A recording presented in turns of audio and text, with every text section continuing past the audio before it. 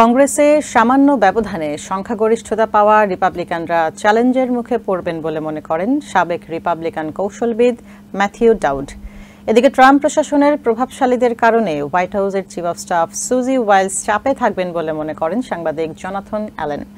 অন্যদিকে ডেমোক্র্যাটরা নিজেদের ঐক্যবদ্ধ রেখে দ্বিদলীয় সমঝোতার ভিত্তিতে কাজ করবেন বলে আশা করছেন ডেমোক্রেটিক কৌশলবিদ ডন ক্যালোওয়ে। নবনির্বাচিত প্রেসিডেন্ট ডোনাল্ড ট্রাম্পের নেতৃত্বে আগামী প্রশাসনে বিশৃঙ্খল পরিস্থিতির সৃষ্টি হবে কিনা তা নিয়ে আলোচনা শুরু হয়েছে। এনবিসি নিউজের সিনিয়র রাজনৈতিক প্রতিবেদক জোনাথন অ্যালেন জানান, সুজি ওয়াইলসের মতো নেতৃত্বে হোয়াইট হাউসের কর্মকর্তারা ঐক্যবদ্ধ থাকবেন ধরে নেওয়া যায়। ওয়াইলসকে জেনে বুঝেই হোয়াইট হাউসের চিফ অফ স্টাফ হিসেবে ট্রাম্প মনোনয়ন দিয়েছেন বলেও জানান তিনি। ইলন মাস্ক এবং ভিভেক রামাস্বামীর মতো প্রভাবশালীদের কারণে সুজি ওয়াইলস চাপের মধ্যে থাকবেন বলেও মনে করেন অ্যালেন। তিনি আশা করেন সবকিছুর মধ্যেও সুজি ওয়াইলস তার দায়িত্ব বিষয়ে অবিচল থাকবেন। এদিকে কংগ্রেসের সামান্য ব্যবধানে সংখ্যাগরিষ্ঠতা পাওয়া রিপাবলিকানরা আইন প্রণয়নে চ্যালেঞ্জের মুখে পড়বেন বলে মনে করেন সাবেক রিপাবলিকান কৌশলবিদ ম্যাথিউ ডাউড। তার ধারণা, হাউস এবং সেনেটে যে কোনো প্রস্তাব পাস বা সংশোধনে ডেমোক্রেটদের সহযোগিতা নেওয়া বিষয়ে রিপাবলিকানরা বারবার প্রশ্নের মুখে পড়বেন।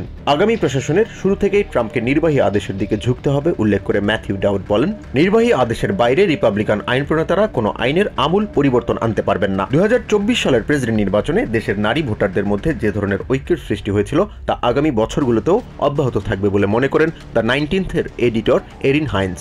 তিনি জানান, প্রেসিডেন্ট পদে কামালা হ্যারিস পরাজিত হলেও কৃষ্ণাঙ্গ নারীদের মধ্যে দারুণ প্রভাব ফেলেছেন। তার আশা, গর্ভপাতের অধিকার সহ অন্যান্য বিষয়ে কৃষ্ণাঙ্গ নারীদের সাথে শ্বেতাঙ্গ নারীরাও একজোট হবেন। অন্যদিকে ডেমোক্রেটরা আগামী বছরগুলোতে নিজেদের ঐক্যবদ্ধ এবং দ্বিদলীয় সমঝোতার ভিত্তিতে কংগ্রেসে ভূমিকা রাখবেন বলে আশা করেন ডেমোক্রেট কৌশলবিদ ডন ক্যালোওয়ে। ক্যালোওয়ে জানান, ট্রাম্পের পরিকল্পনা বাস্তবায়নে ডেমোক্রেটদের সহযোগিতা জরুরি হয়ে উঠবে।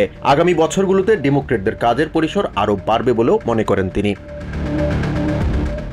প্রেসিডেন্ট ইলেক্ট ডোনাল্ড ট্রাম্পের সমর্থন পাওয়ার পরও মাইক জেনসনের জন্য হাউস স্পিকার পদে পুনর্নির্বাচিত হওয়া কঠিন হবে বলে মনে করছেন সাবেক রিপাবলিকান কংগ্রেসম্যান ও রাজনৈতিক বিশ্লেষকরা।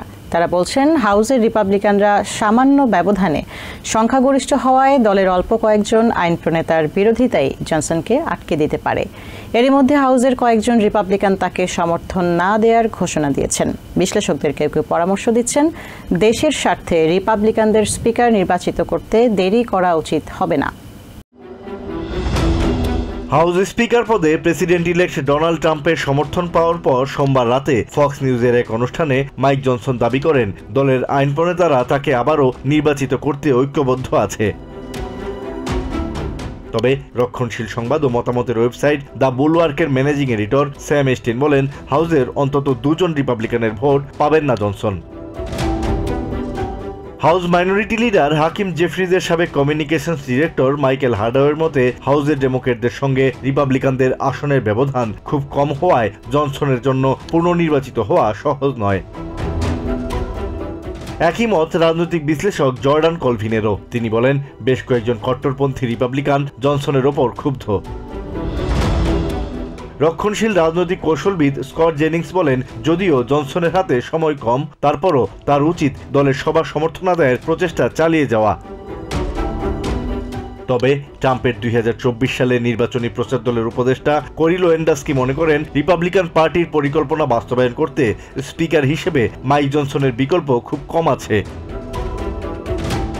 জনসন তার পদ ধরে রাখতে পারবেন বলেও মনে করেন লোয়েন্ডাস্কি। সাবেক রিপাবলিকান কংগ্রেসম্যান চার্লি ডেন্টের ধারণা, স্পিকার নির্বাচনের জন্য শুক্রবার অনুষ্ঠিত হতে যাওয়া ভোটাভুটিতে জটিলতার তৈরি হতে পারে। চার্লি ডেন্ট মনে করেন, ভোটের সময় জনসনের আরো কয়েকজন বিরোধিতাকারীর দেখা মিলতে পারে। ইলন মাস্কের সাথে চায়নার ঘনিষ্ঠ সম্পর্কের কারণে দেশের নিরাপত্তা ঝুঁকি তৈরি হয়েছে। মঙ্গলবার CNN-কে দেয়া সাক্ষাৎকারে কথা বলেছেন সাবেক লেফটেন্যান্ট জেনারেল রাসেল অনারে। তিনি জানান, নবনির্বাচিত প্রেসিডেন্ট ডোনাল্ড ট্রাম্পের আস্থাভাজন ইলন মাস্ককে $1.4 বিলিয়ন ঋণ দিয়েছে চায়নার কয়েকটি ব্যাংক। এর ফলে তিনি চায়নার সরকারকে গোপন তথ্য সরবরাহ করতে পারেন বলে আশঙ্কা করছেন সাবেক সেনা কর্মকর্তা। লেফটেন্যান্ট জেনারেল রাসেল অনারে বলেন, বর্তমানে আমেরিকা 80% রকেট উৎক্ষেপণ করে ইলন মাস্কের প্রতিষ্ঠান স্পেস এক্স এর মাধ্যমে। মঙ্গলবার CNN-কে দেয়া সাক্ষাৎকারে তিনি বলেন, চায়না সরকারের সাথে ঘনিষ্ঠ সম্পর্ক রয়েছে ইলন মাস্কের। দেশটির সাংহাই শহরে টেসলা প্ল্যান্ট নির্মাণের জন্য চায়নার কয়েকটি ব্যাংক মিলে মাস্ককে $1.4 বিলিয়ন ঋণ দিয়েছে। তিনি আরো বলেন, চায়নাতে অন্য দেশের কেউ ব্যবসায় করলে চায়না সরকারকে গোয়েন্দা তথ্য সরবরাহ করতে হবে এমন বাধ্যবাধকতা রয়েছে কমিউনিস্ট পার্টি নেতৃত্বাধীন দেশটির আইনে। এ বিষয়ে আমেরিকার সরকারের মনোযোগ দেওয়া উচিত বলে মনে করেন সাবেক এই সেনা কর্মকর্তা। কংগ্রেস বা সেনেট এখন পর্যন্ত চায়নার সাথে মাস্কের বিষয়ে তদন্ত করার কোনো উদ্যোগ না নেয় তিনি বিস্মিত বলে জানান। জেনারেল রাসেল আরো বলেন, রাশিয়ার প্রেসিডেন্ট ভ্লাদিমির পুতিনের সাথে যোগাযোগের কথা ইলন মাস্ক নিজেই জানিয়েছেন। তিনি আরো বলেন, ইলন মাস্ক রাজনীতিবিদ না হলেও একজন শক্তিশালী মানুষ। তার মালিকানাধীন জনপ্রিয় সামাজিক মাধ্যম এক্স ব্যবহার করে রাজনীতির মাঠে প্রভাব বিস্তার করতে পারেন তিনি। নবনির্বাচিত প্রেসিডেন্ট ডোনাল্ড ট্রাম্পের আস্থাভাজন ইলন মাস্ক, তাই পরবর্তী প্রশাসনে মাস্কের অত্যন্ত প্রভাবশালী অবস্থান থাকবে বলে উদ্বেগ জানান সাবেক এই সেনা কর্মকর্তা। দ্রুতই মাস্কের বিরুদ্ধে তদন্ত হওয়া উচিত বলে মনে করেন তিনি। চায়নার বিরুদ্ধে সাইবার হামলার অভিযোগ করেছে ইউএস ট্রেজারি ডিপার্টমেন্ট। তারা বলছে, রাষ্ট্রীয় পৃষ্ঠপোষকতায় চায়নার হ্যাকাররা একাধিক ট্রেজারি কর্মকর্তার কম্পিউটারের গোপন নথি হাতিয়ে নিয়েছে। হামলায় থার্ড পার্টি সফটওয়্যারকে মাধ্যম হিসেবে ব্যবহার করেছে হ্যাকাররা। হ্যাকিংয়ের অভিযোগ অস্বীকার করে চায়না দাবি করছে তারা কখনোই এ ধরনের অনৈতিক কাজ সমর্থন করে না। চায়নার হ্যাকারদের বিরুদ্ধে কমিউনিস্ট সরকারের পৃষ্ঠপোষকতায় ট্রেজারি ডিপার্টমেন্টের একাধিক কর্মকর্তার কম্পিউটারে সাইবার হামলার অভিযোগ তুলেছেন ডিপার্টমেন্টের কর্মকর্তারা। কংগ্রেসকে পাঠানো এক চিঠিতে জানানো হয়েছে, ডিসেম্বরের শুরুতেই একটি থার্ড পার্টি সফটওয়্যার ব্যবহার করে এই হামলা চালানো হয়। তবে চায়না এই অভিযোগ অস্বীকার করে দাবি করেছে তারা সব ধরনের হ্যাকিং এর বিপক্ষে। সাইবার নিরাপত্তা বিশেষজ্ঞ রায়ান ক্যালেম্বার এই হ্যাকিং প্রক্রিয়া ব্যাখ্যা করেছেন।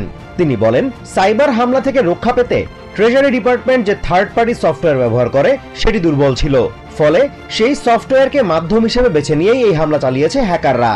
এদিকে হেরিটেজ ফাউন্ডেশনের ন্যাশনাল সিকিউরিটির ভাইস প্রেসিডেন্ট ভিক্টোরিয়া কোটস বলছেন, এখন অনেকেই বাসায় বসে কাজ করেন, যা এই ধরনের হামলার ঝুঁকি অনেকটাই বাড়িয়ে দেয়। তিনি মনে করেন, এই দুর্বলতার সুযোগ নিয়ে চায়না দেশের অর্থনীতি সম্পর্কে যতটা সম্ভব গোপন তথ্য হাতিয়ে নেওয়ার চেষ্টা করছে।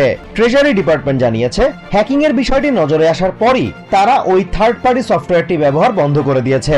সেই সাথে এই ঘটনায় এফবিআই যে তদন্ত করছে তাতে পূর্ণ সহায়তা করছে তারা। হেরিটেজ ফাউন্ডেশনের সিনিয়র ফেলো মাইকেল পিলসবেরি বলছেন, ট্রেজারি ডিপার্টমেন্ট দেশের অন্যতম গুরুত্বপূর্ণ অবকাঠামো। এখান থেকেই সব ধরনের অর্থনৈতিক নিষেধাজ্ঞা পরিচালনা করা হয় এবং দেশের অর্থনীতির মেরুদণ্ডও এটি। তিনি মনে করেন, বাড়ি থেকে কাজের সুযোগ বন্ধ করা এবং থার্ড পার্টি নিরাপত্তা ব্যবস্থার উপর নির্ভরতা কমালে এই ধরনের হামলার সংখ্যা অনেকটাই কমে আসবে। ফেডারেল আদালতের আদেশ পর্যালোচনা করে আগামী রবিবার থেকেই নিউ ইয়র্ক সিটিতে যানজট টোল আরোপের পরিকল্পনা করছে এমটিএ। এদিকে নিউ জার্সি স্টেটের পক্ষে টোলের বিরুদ্ধে আপিল করা অ্যাটর্নিরা দাবি করছেন আদালত তাদের পক্ষেই মত দিয়েছে। ফেডারেল আদালত যানজট টোলের পক্ষে সিদ্ধান্ত দিলেও আইনি লড়াই চালিয়ে যাওয়ার ঘোষণা দিয়েছেন ফোর্ট লি মেয়র মার্ক সাকোলিচ।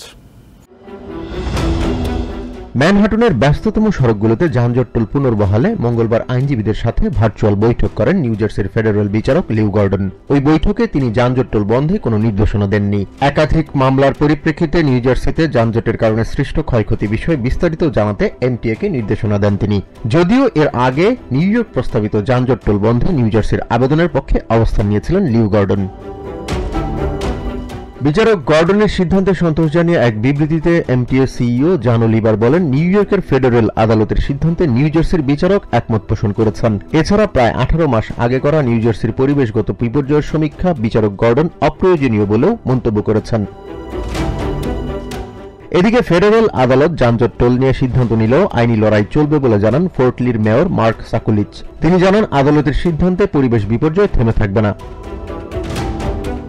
নিউ ইয়র্কার্স এগেইনস্ট কনজেশন প্রাইসের প্রেসিডেন্ট সুজান লি বলেন, নিউ ইয়র্কের যানজট টোল বহালে ফেডারেল আদালত কোনো সিদ্ধান্ত দেয়নি। এ কারণে পরবর্তী শুনানির আগেই যানজট টোল কার্যকর করলে আবারও তা বাতিল করতে হতে পারে। নিউ জার্সির বাসিন্দারা বলছেন, নিউ ইয়র্কে যাওয়ার ক্ষেত্রে এখন থেকে দ্বিতীয়বার চিন্তা করতে হবে তাদের। বর্তমানে সবকিছুর দাম বাড়ছে, তার সাথে পাল্লা দিতেই হিমশিম খেতে হচ্ছে বাসিন্দাদের। এরপর যানজট টোল দিয়ে কোথাও যাওয়াকে অতিরিক্ত ব্যয় হিসেবেই দেখছেন তারা। এর আগে নিউ ইয়র্কের গভর্নর ক্যাথি হোকেল ম্যানহাটনের 60th স্ট্রিটে প্রবেশে যানজট টোল চালুর ঘোষণা দেন। গভর্নর জানান, টোল থেকে পাওয়া অর্থ প্রাথমিকভাবে সাবওয়ে এবং বাসের মতো গণপরিবহন সংস্কারে ব্যয় করা হবে। এর ফলে ম্যানহাটনের 60th স্ট্রিটের ব্যস্ত রাস্তায় প্রবেশে গাড়ি চালকদের $9 করে গুনতে হবে। এই যানজট টোল আরোপের ঘটনায় ক্ষুব্ধ প্রতিক্রিয়া জানান নিউ জার্সির বাসিন্দারা। পরিবেশবাদী ও নগর পরিকল্পনাবিদরা অবশ্য হুকুলের উদ্যোগ স্বাগত জানিয়েছেন। তারা বলেন, দূষণ কমানো এবং যানজটের চাপ সামলাতে টোল একটি কার্যকরী পদক্ষেপ। নতুন বছরে জ্বালানি তেলের বাজার নিম্নমুখী থাকবে বলে পূর্বাভাস দিয়েছেন ওয়াল স্ট্রিটের বিশেষজ্ঞরা। তারা বলছেন, ব্যারেল প্রতি তেলের দাম 65 থেকে $76 ওঠানামা করতে পারে, যাকে প্রেসিডেন্ট ইলেক্ট ডোনাল্ড ট্রাম্প প্রশাসনের জন্য বেশ ইতিবাচক হিসেবে দেখা হচ্ছে। এদিকে ইরানের ওপর ট্রাম্প প্রশাসনের সম্ভাব্য নিষেধাজ্ঞা আরোপে অপরিশোধিত তেলের বাজারে কিছুটা অস্থিরতা দেখা যেতে পারে বলে আশঙ্কা করা হচ্ছে।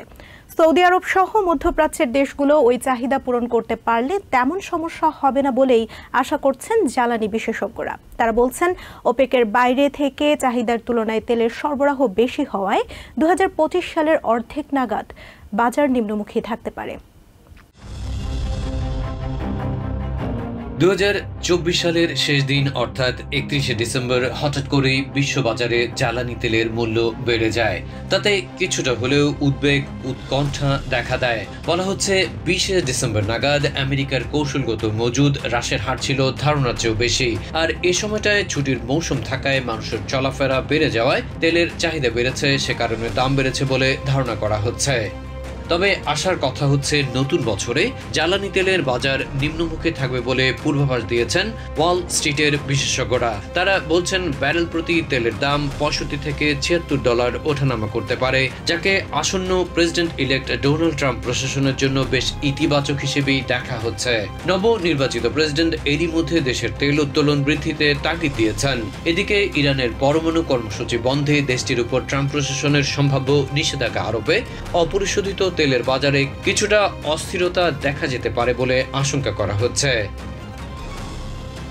তবে সে সময় সৌদি আরব সহ মধ্যপ্রাচ্যের দেশগুলো ওই চাহিদা পূরণে সমর্থ হলে তেমন সমস্যা হবে না বলেই আশা করছেন জ্বালানি বিশেষজ্ঞরা। তারা আরও বলছেন, ওপেকের বাইরে থেকে চাহিদার তুলনায় তেলের সরবরাহ বেশি হয় 2025 সালের অর্ধেক নাগাদ বাজার নিম্নমুখী থাকতে পারে। Organization of the petroleum exporting countries বা ওপেক প্লাসের দেশগুলো বিশ্বের চাহিদার অর্ধেকের বেশি তেল উত্তোলন করে থাকে। বিশেষজ্ঞরা বলছেন, ইরানের তেলের সবচেয়ে বড় গ্রাহক চায়না। তেহরানের উপর নিষেধাজ্ঞা আরোপে দুই দেশের এই সরবরাহে বিঘ্ন ঘটাতে পারেন ট্রাম্প।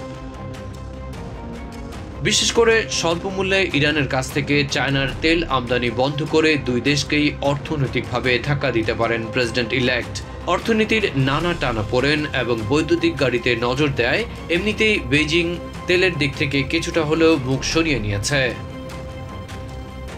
এর আগে 2018 সালে তৎকালীন ট্রাম্প প্রশাসনের চাপে ইরানের দিন প্রতি 3.8 মিলিয়ন ব্যারেল তেলের উৎপাদন 2020 সালে নেমে আসে 2 মিলিয়ন ব্যারেলে, যা প্রেসিডেন্ট জো বাইডেনের আমলে আবারও গতি ফিরে পায়। কারণ বর্তমান প্রশাসন বিশ্বের শীর্ষ শক্তিধর দেশগুলোর সঙ্গে পরমাণু চুক্তি জেসিপিওতে তেহরানকে ফিরিয়ে আনার চেষ্টা করেছিল। এছাড়া মেক্সিকো এবং কানাডার পণ্যে অতিরিক্ত শুল্ক আরোপেও বিরূপ প্রতিক্রিয়া দেখা যেতে পারে জ্বালানি তেলের বাজারে।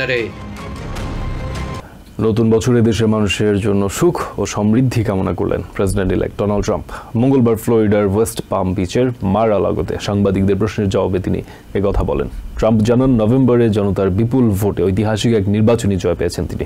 সেজন্য দেশবাসীর প্রতি কৃতজ্ঞতা জানান নবনির্বাচিত প্রেসিডেন্ট। এছাড়া হাউস স্পিকার হিসেবে মাইক জনসন বহাল থাকবেন বলে আশাবাদী তিনি। H-1B ভিসা প্রোগ্রাম নিয়ে মতাদর্শে কোনো পরিবর্তন হয়নি দাবি করে ট্রাম্প বলেন, তিনি বরাবরই যোগ্যতা সম্পন্ন মানুষ পছন্দ করেন। এছাড়া মূল্যস্ফীতি এবং শরণার্থী সমস্যা নিয়েও কথা বলেন তিনি। মার-আ-লাগোতে বছর বরণের এই অনুষ্ঠানে মেলানিয়া ট্রাম্প, ইলন মাস্ক ছাড়াও বিল গেটসের মতো বহু তারকা নিমন্ত্রণ পেয়েছেন। গোটা পৃথিবীতে যত মানুষ 2025 সালকে বরণ করে নেওয়ার ক্ষেত্রে মুখিয়ে ছিলেন, প্রেসিডেন্ট ইলেক্ট ডোনাল্ড ট্রাম্প তাদের সবার মাঝে অগ্রগণ্য বলেই বিবেচিত হবেন। কারণ আসছে 20শে জানুয়ারি তিনি বহুল আকাঙ্ক্ষিত হোয়াইট হাউসের বাসিন্দা হয়ে ওভাল অফিসে বসতে যাচ্ছেন। অর্থাৎ বিশ্বের সবচেয়ে ক্ষমতাধর চেয়ারটি তার জন্য অপেক্ষা করছে।